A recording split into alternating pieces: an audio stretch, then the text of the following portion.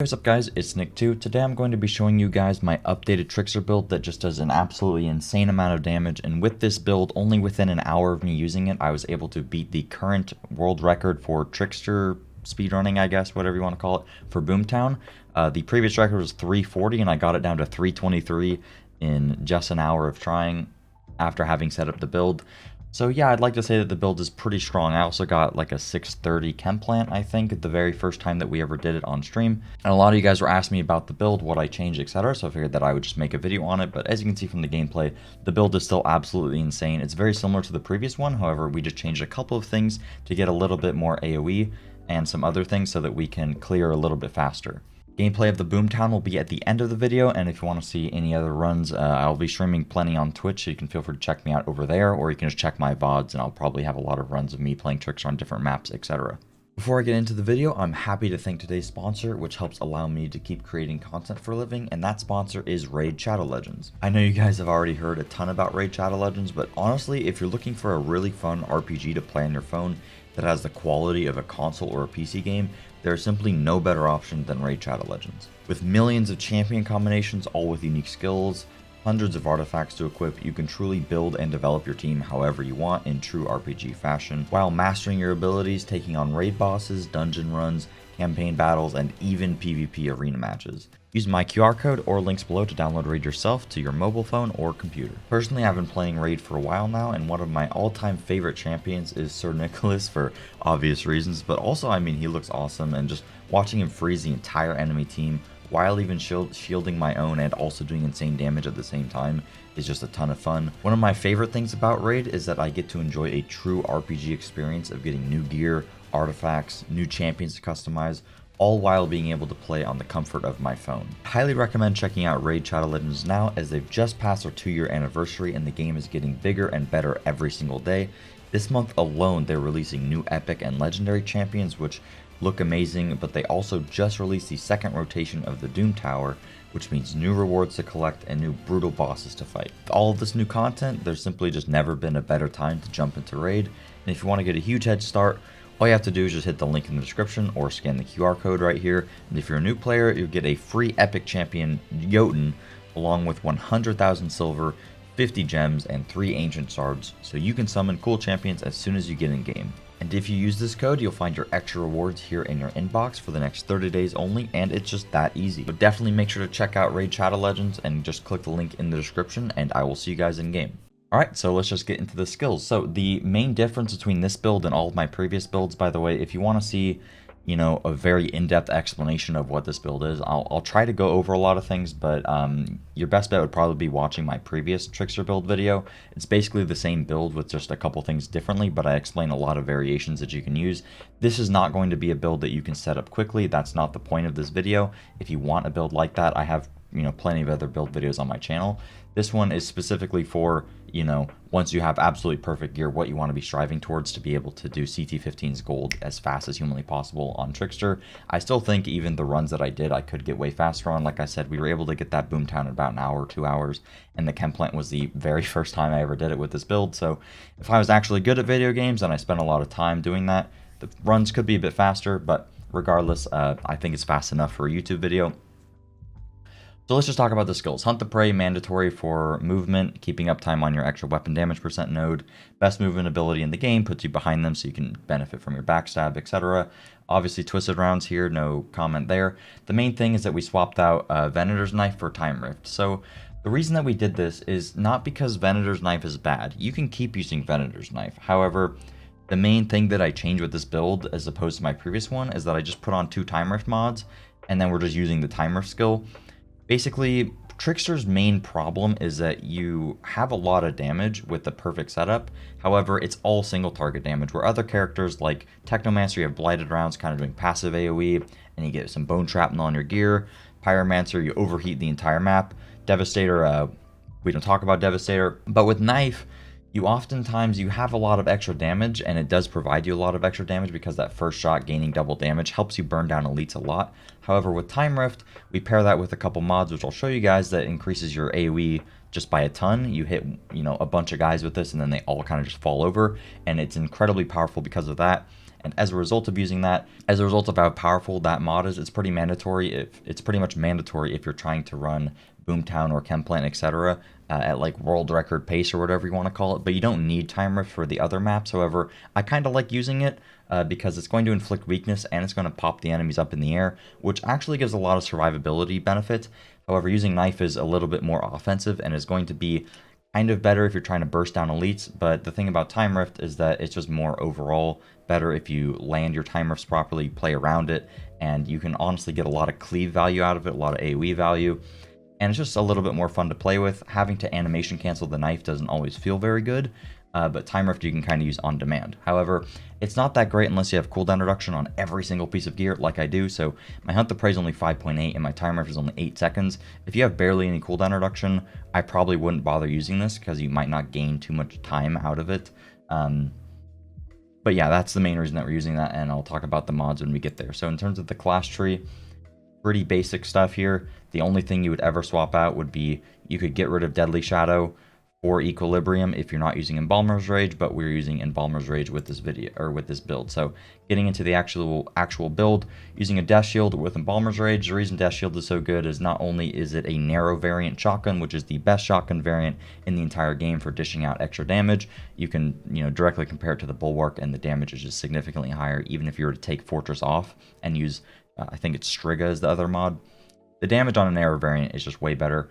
Not only is the damage better, the range is also better, so those pesky birds flying around you can very easily take out. On top of that, it rolls with Fortress, which is like the third best mod in the entire game. Fortress is basically just 2/3 as good as Killing Spree, and then so you get that pretty much for free. Also, it gives you Weapon Leech, which you wouldn't think is that good, but actually since we're not using other defensive mods to give us Leech, and we don't have Weapon Leech by default as Trickster, getting the 18% actually makes a really big difference in terms of our survivability, so then we don't have to, ditch a offensive mod to go for more defensive mods because we kind of have it built into our gun.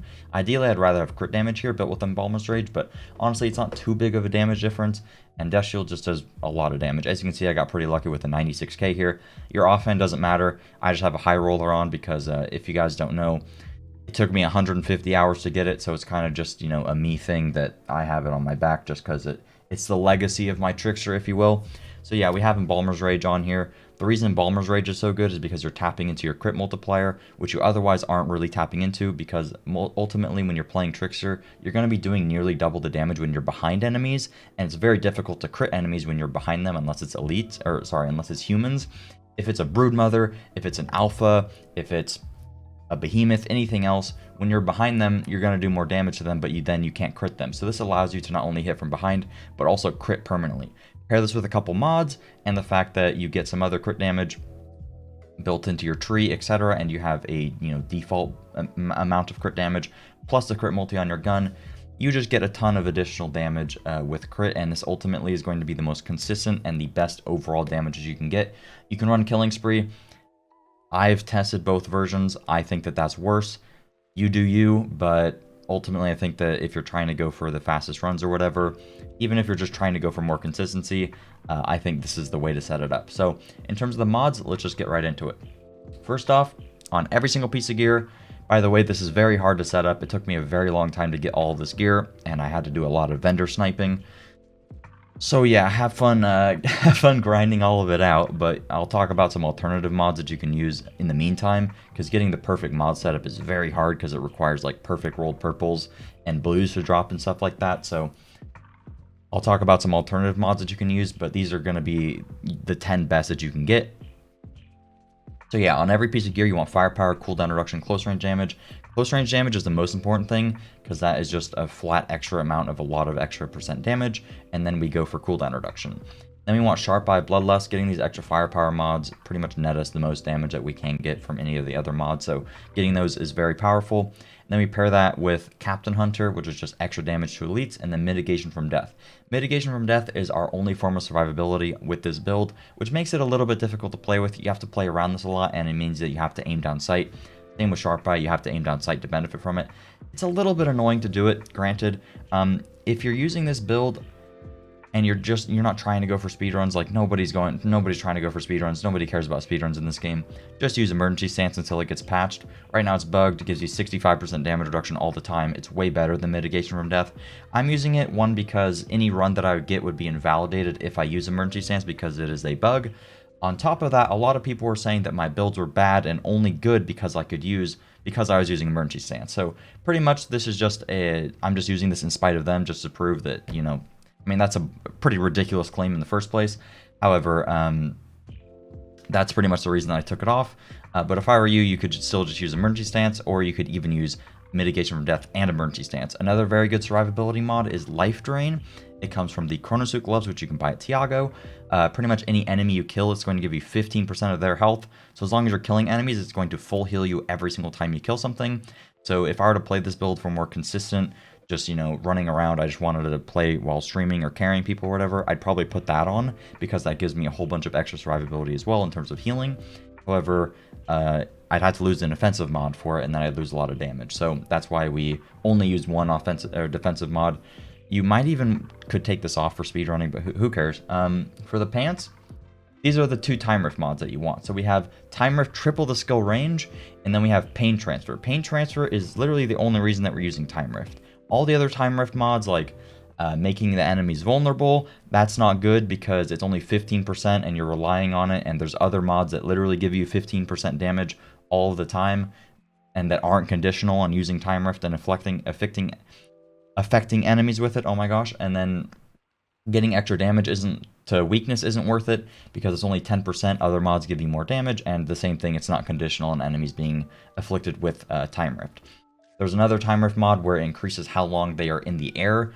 I don't think that's worth it because ultimately, if you have enough damage, everything that you time rift, if you maximize your uptime on hitting enemies that are time rifted right after you use it, everything is going to die that's time rifted. So making them lifted longer, I don't think has really any value, and a lot of your mod slots are really important. So losing one of those to gain that, I don't think is worth it because you just lose a lot of damage. So I'm just using pain transfer, and long range. Time rift just makes it to where, or long range makes it to where I can just hit more mobs, which means that I can then benefit from pain transfer more, which basically just transfers some of the damage that I do to one target to every single other enemy that's afflicted with time rift. So usually, you probably saw in the gameplay clip and you'll see it in the Boomtown, but I'll just pop a time rift down and then boom, boom, boom, boom, and then like 5 guys will just fall over dead because I was able to kill 2 guys because of pain transfer. So incredibly powerful here.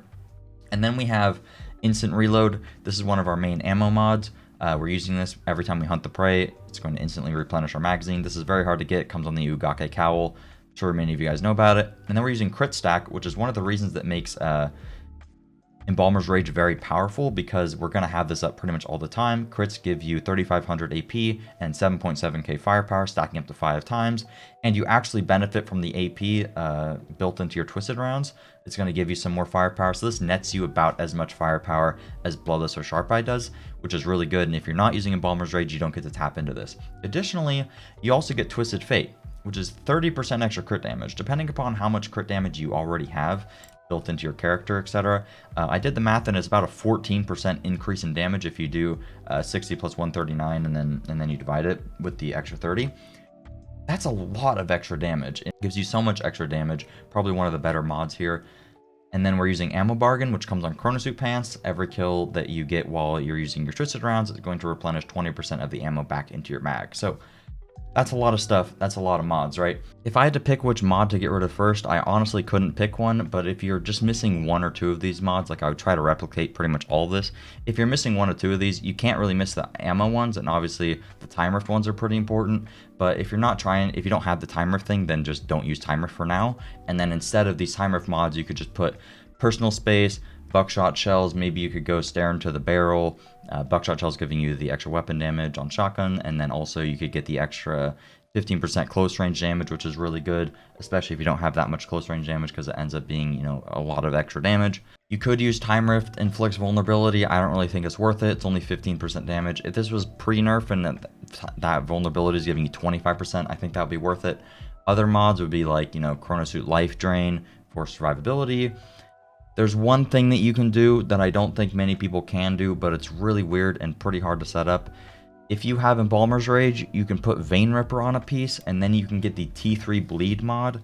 from a Seismic Commander pants if you have a Devastator. This nets you a pretty good amount of damage.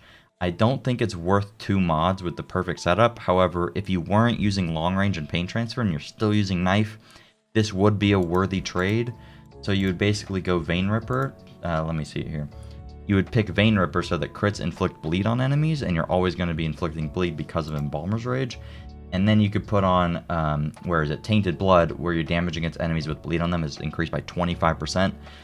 That's pretty strong. However, if you're using knife, it's not gonna, your first shot isn't gonna benefit from the extra damage to bleed. So if you're trying to one-shot a lot of things, this isn't really gonna help you, but it'll help your elite damage a lot. Kind of a miscellaneous thing to mention, but if you also use Vein Ripper, you could add Vampiric Mag if you don't have the Chronosuit pants, and you could even use Thirst for Blood for extra weapon leech as your survivability mod, instead of using the T3 life drain thing, which comes from, the Chronosuit glove. So yeah, that's pretty much it for the build. Hopefully you guys enjoy the gameplay.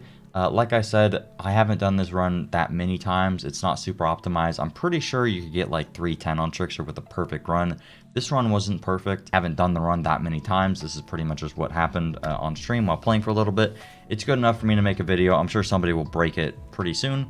But for now, we have a record. Woohoo.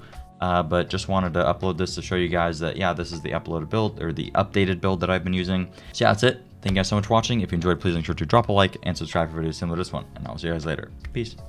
I'm just trying to figure out which one of them you are. People, if you use Golem, people were saying that my build is only good because I relied on Golem. So take it off, I guess. Also, yeah, it doesn't count. I don't care too much about like getting record or whatever. It's cool, mainly just so people know that the build is good. That's kind of all I care about. But getting it is cool. I would still tell people to run Golem.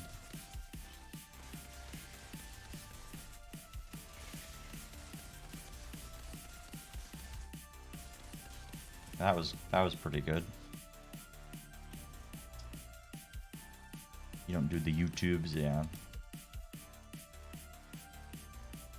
I mean, insane firepower build or flies on Perpetuum. Yep. That's pretty much how you do it.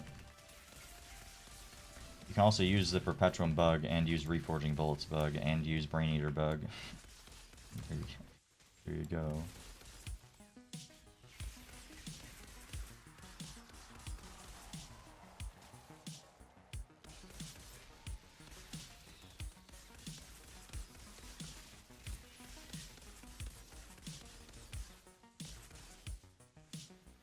I think it's better that I always go through here, because then there's no chance of it like clipping one of those random guys. You know what I'm saying? I think I'm scuffed though. I think there's riflemen down there that didn't want to path this way. I'm not certain. Oh, we're good. We're good, but there's just this guy, just the marksman, so if I make sure to get rid of that marksman in future runs, we get sub 2 right here. I think this would have been sub 2. 2 is fine though. Does tinfoil mean made up facts with no proof? Kinda. Tinfoil just means, you know, weird theory. You want to put it into layman terms, I suppose.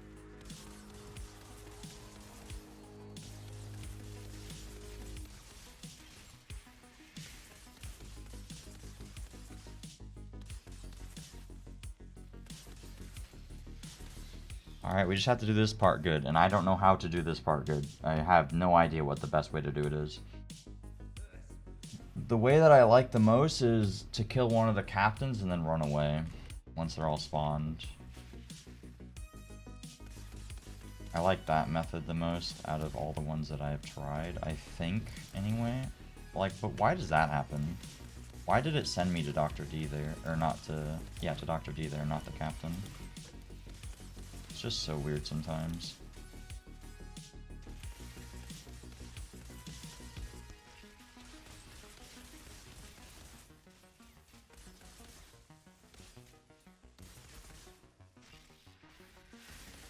Okay,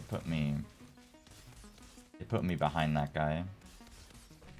Well, I mean, that was faster than... That was almost sub 320. That was almost there. If that... Dude, it's just that marksman. That marksman was like 5 or... That marksman was at least like 7 seconds, right? Using Rare's Gaze on Chemplank gives you a 17% chance of getting a Death Shield. Yep, I'm sure of it. I mean, this is the fastest one I've gotten, right? By 6 seconds. If that marksman wasn't there, I'm pretty sure perfectly played 310 is a thing on Trickster. And I didn't think that was possible on Trickster. I didn't think that was possible. It makes me way happier to play this character, but it's incredibly reliant on pathing. But for other characters, it's not as reliant. Show you a legendary. We never get legendaries around here, dude. No Lego? Yep, I didn't get a legendary. It's a nerf, dude. Dude, look at pain transfer, man. Look at pain transfer, dude. Ah. Oh yeah, I got a 77k bulwark in the world record for Trickster is 340. 340, so beat it by 17 seconds.